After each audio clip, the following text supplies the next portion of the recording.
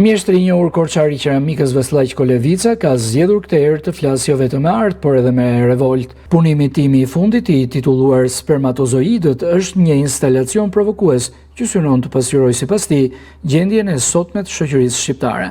Në veprën e realizuar prej balte, Kolevica paraqet spermatozoid të pafekonduar, të cilët, siç shpreh ai, simbolizojnë individët që lëvizin pa drejtim dhe pa arritur të japin jetë apo zhvillim.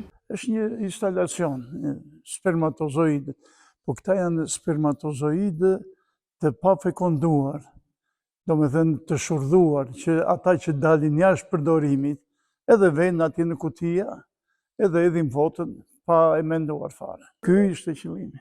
Po ishmo që shikoj këtë popull, ky popull është patron në kokë mondiale.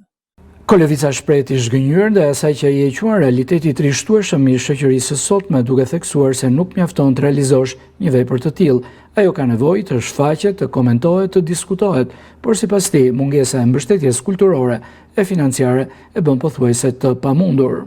Po shumë një instalacion se shumica që kanë mbetur këtu ashtu janë. Të tillë janë në mënyrë. Kotat e ndërkohë. Të pa fekonduar, të pa plotësuar, që nuk u krijojnë fetus.